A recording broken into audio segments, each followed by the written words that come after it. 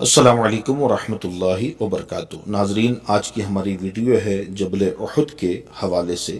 اسلام کفر کی دوسری جنگ احد کے دامن میں جو ہوئی ہے، اس کے حوالے سے بھرپور معلومات آپ کو دینے کی ہم کوشش کریں گے، اور یہ بھی عرض کرتا چلوں کہ گاہے بگاہے جو ہمارا ذکر ہوتا رہے گا اسی حساب سے ہم آپ کو مناظر دکھاتے رہیں گے۔ چونکہ ابھی شروع میں مکہ المکرمہ کا ذکر ہے، تو ہم اس وقت مکہ کے مناظر، جبل نور کے مناظر آپ کو اس وقت ہم دکھا رہے ہیں۔ ناظرین، آپ سے عرض ہے کہ مکمل ویڈیو ضرور دیکھیے گا ثواب کے نیت سے، اور آئیے ہم ویڈیو شروع کرتے ہیں۔ آپ ہمارے چینل پہ پہلی مرتبہ آئے ہیں تو چینل کو سبسکرائب کر لیں، بیل آئیکن کلک کر دیں کہ ہر آنے والی ویڈیو آپ کو ملتی رہے۔ آئیے چلیے ہم ویڈیو کی طرف بڑھتے ہیں۔ ناظرین، چونکہ شروع میں مکہ المکرمہ زہد اللہ شرفا و تعظیما کا ہی ذکر ہے، یہیں سے مشرکین مکہ نے جنگ احد کی تیاری کی، تو ہم مکے کے مناظر ابھی آپ کو دکھا رہے ہیں۔ اس سال کا سب سے بڑا واقعہ جنگ احد کا ہے۔ احد ایک پہاڑ کا نام ہے جو مدینہ منورہ سے تقریباً 3 میل دور ہے۔ چونکہ حق و باطل کا یہ عظیم معرکہ اسی پہاڑ کے دامن میں درپیش ہوا، اسی لیے یہ لڑائی غزوہ احد کے نام سے مشہور ہے۔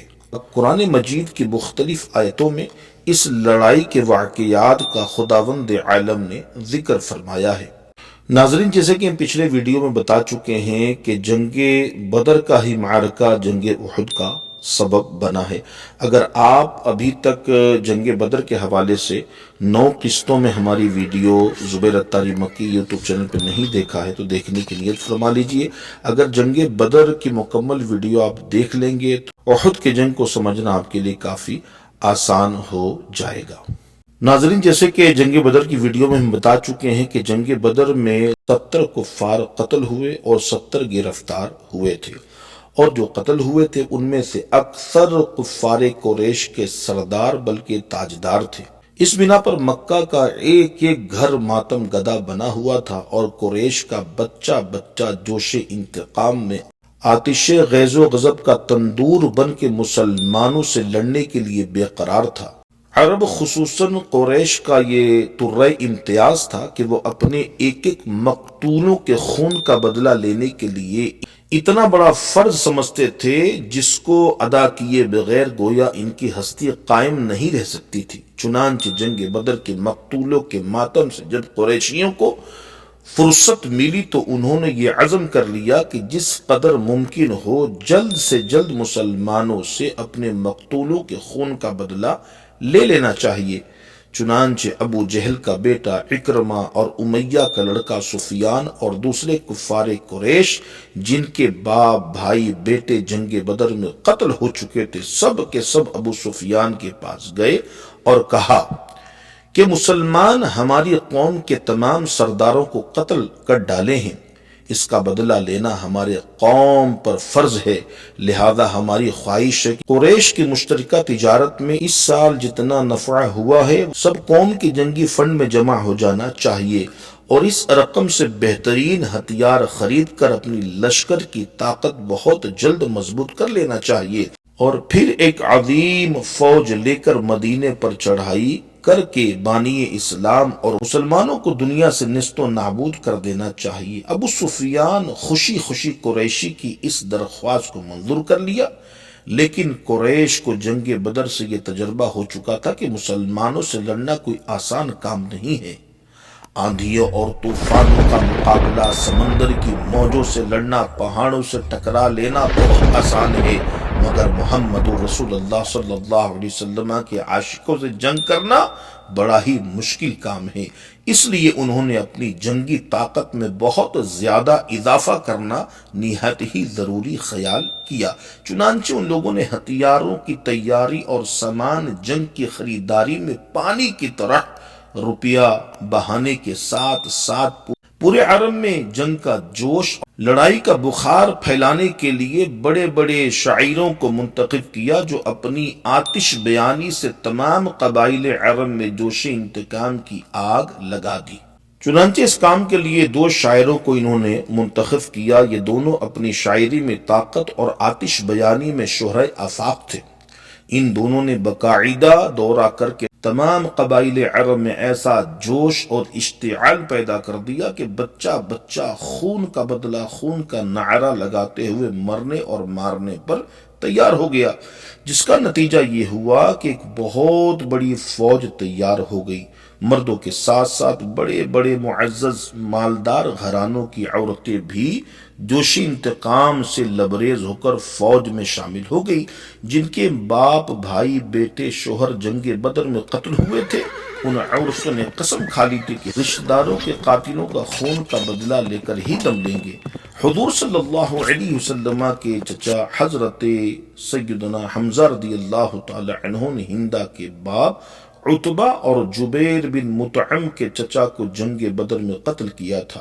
اس بنا پر ہندہ نے وحشی کو، جو جبیر بن مطعم کا غلام تھا، حضرت حمزہ رضی اللہ تعالی عنہ کے قتل پر آمادہ کیا اور یہ وعدہ کیا کہ اگر اس نے حضرت حمزہ رضی اللہ تعالی عنہ کو قتل کر دیا تو اس کارگزاری کے صلے میں آزاد کر دیا جائے گا۔ الغرض بے پناہ جوش و خروش اور انتہائی تیاری کے ساتھ لشکر کفار مکہ سے روانہ ہوئے اور ابو سفیان اس کے لشکر جرار کا سپہ سالار بنا۔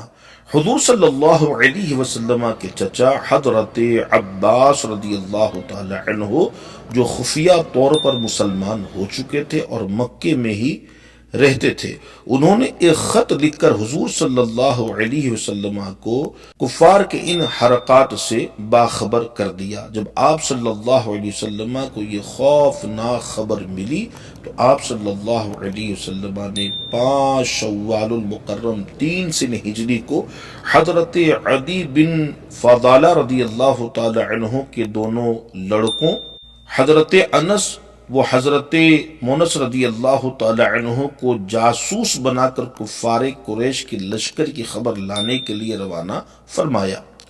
چنانچہ ان دونوں نے آ کر یہ پریشان کن خبر سنائی کہ ابو سفیان کا لشکر مدینے کے بالکل قریب آ گیا ہے اور ان کے گھوڑے مدینے کی چراگاہ عریس کے تمام گھاس چر چکے ہیں۔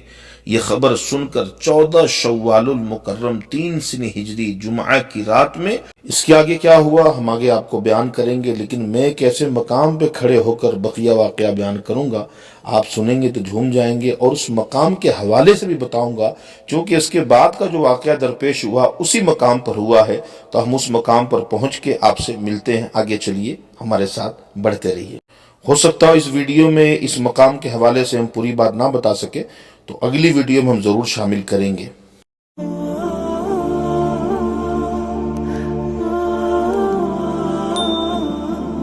صلو علی الحبیب صلی اللہ تعالی علی محمد صلی اللہ علیہ وسلم۔ ناظرین، آپ کو خبر بھی ہے کہ اس وقت میں کہاں ہوں۔ یہ مسجد شیخین ہے، اس وقت میں یہاں پر حاضر ہوں، اور ایسی زبردست تاریخ ہے اس مقام کی، انشاءاللہ جب میں بتاؤں گا تو آپ جھوم جائیں گے۔ ابھی جو بات چل رہی تھی ہم اس کو تھوڑا سا آگے لے کے اور چلتے ہیں۔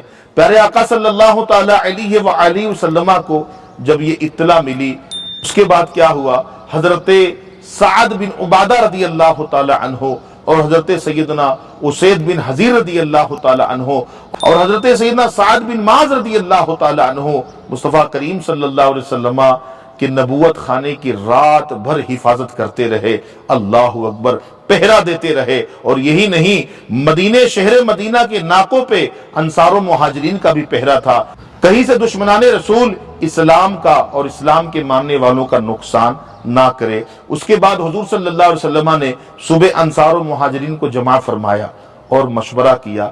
مشورے میں کیا طے پایا ہم اگلی ویڈیو میں آپ کو ہم بتائیں گے۔ فزیکلی ان مقامات مقدسہ کو اگر دیکھنا چاہتے ہیں تو اسکرین پہ دیے ہوئے نمبر پہ رابطہ ضرور کریں اور سر کی آنکھوں سے دیکھیں۔ مسجد شیخین کے حوالے سے اگلی ویڈیو میں ہم بھرپور معلومات آپ کو دیں گے انشاءاللہ۔ اور ابھی تک آپ نے ہمارے چینل کو سبسکرائب نہیں کیا ہو تو کر لیں، بیل آئیکن کلک کر دیں کہ ہر آنے والی نوٹیفیکیشن آپ کو ملتی رہے۔ السلام علیکم ورحمۃ اللہ وبرکاتہ۔